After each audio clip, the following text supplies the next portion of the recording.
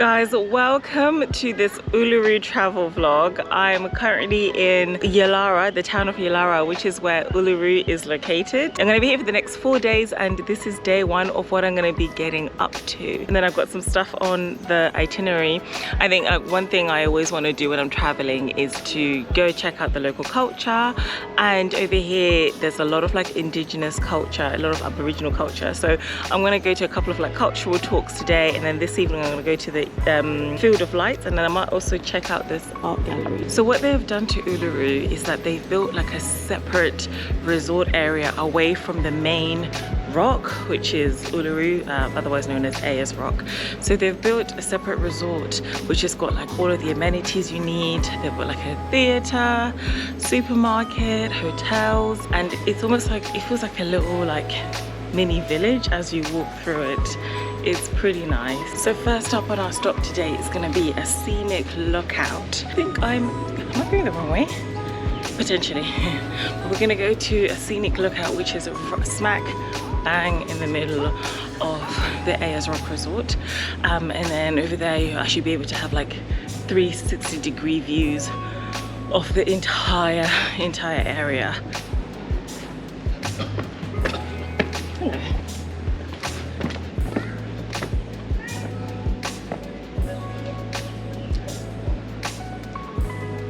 So here I am at the top of this lookout. It's like a sand dune kind of thing. Look at all these not animals, and the plants. I don't know if you can see in the distance. We've got a field of solar panels and solar lights here. And then we can also see that other mountain in the background. I don't know if you can see, it's like right here, right around here. Let me not lie, I'm not too sure what the actual name of that one is. But the main one, Ayers Rock, Uluru, is up here, and this is the secondary one, which is all the way up here. Like, it's crazy. Like, I don't even know how these mountains got here, because this place is like completely flat, yeah, almost completely flat, but then like they just like pop up out of nowhere, and it's crazy, and it's just it's beautiful, man. It's beautiful. Up next we're heading to the Arcani Theatre. Yeah, so it's a lot more like an in-depth talk about how Aboriginals used to like hunt and make their food. Oh my god, I'm out of breath because I just walked up the stairs. So this is it.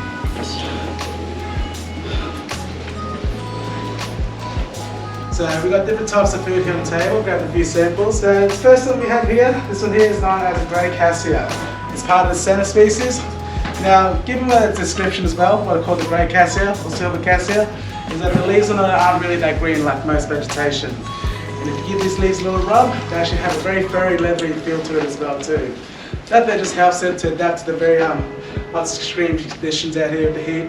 Gets up to 45-degree heat, and that heat there, half the leaves, reflects it off as well. That's a chocolate cassia, yeah.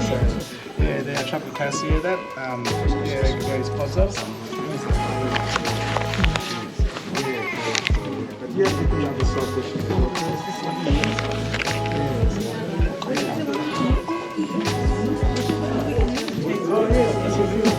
It's like a very salty. So just finished over at the bush food experience, and that was really interesting actually. You got to learn about some of the food that the Aboriginal people eat and have eaten over thousands of years, the different plants and berries and all of that stuff, and how they hunted, and it was really, really interesting. And at the end we got to try some like little biscuits which had some of the jam from the fruits that they hunted, and it was really, really, really good actually. And I had to stop myself from going back for more because I didn't want to look like a greedy pig. So up next I'm gonna go to the art gallery and have a look at the art gallery, and I also want to buy some gifts as well for some of my family. That's the art gallery over there.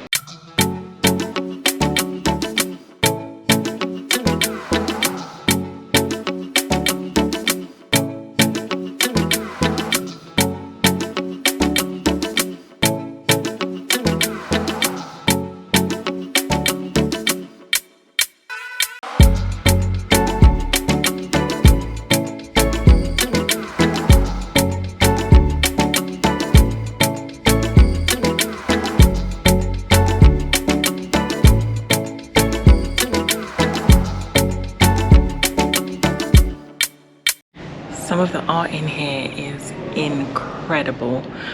I'm just whispering because look, it's a gallery, but some of the art is incredible. My favorite piece so far is this. I can definitely see this being like in my house. If I ever build my dream house, I can see this being in like the big grand staircase. But it costs a cool $7,500, which I don't have. So I just finished over at the art gallery and I wanted to buy some pieces, but nah, I just found that it was just too expensive. So I'm actually gonna go into the main like town square and see if I can get some stuff from like the gift shops around there, because I just felt like those prices were so unreasonable. But otherwise the gallery, stunning, some amazing artists there. And if and when I do get like my dream house, I definitely want to purchase some pieces and put them in there. Okay, so I had a pretty good gift buying little expedition. So I ended up buying my dad a boomerang. I got my mum some like beauty products here, which are really cute. And of course, let's not forget water. I haven't drank anything all day. I'm walking around all dehydrated and stuff on this hot, sunny day. So this definitely needed to happen. So up next on today's itinerary is I'm gonna go on that lookout hill up there. It's got great views of the rock because it's like high up on a sand dune. I went there yesterday evening and it was really cute. So I'm gonna go back there today. So I'm going back there now. And then after this, I'm gonna go back to my hotel because there's like another Aboriginal experience talk thing, which I don't want to miss. So I can only be here for about 10 minutes and I'm gonna leg it to my hotel for 3 o'clock. So lots to do in such short time.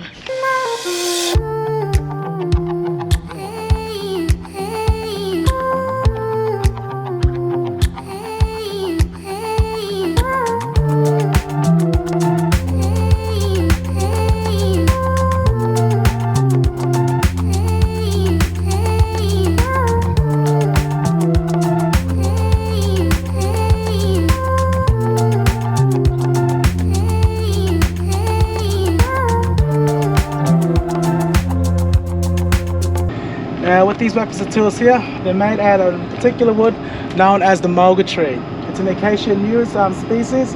Also to our honours, they call it wanati. Very special tree to our locals. Just to give you an idea, this tree right here is the actual tree, one of the trees that they use to actually make their weapons and tools.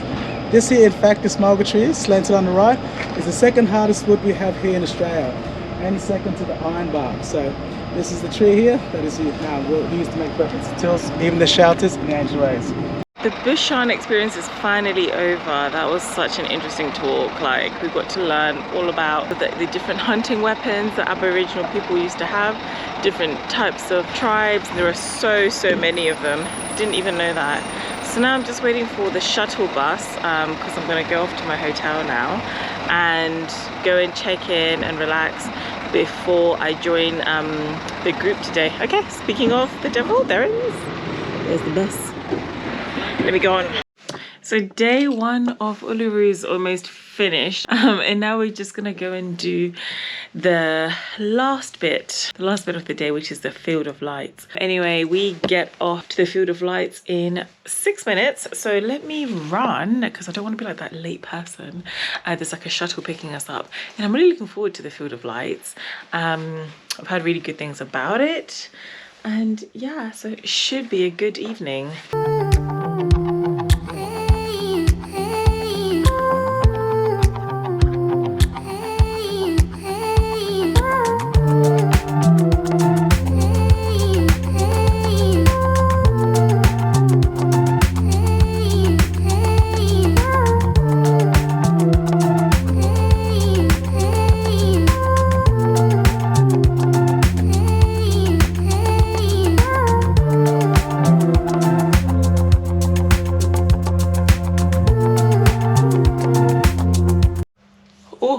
what a long day. It's like 11 p.m. now.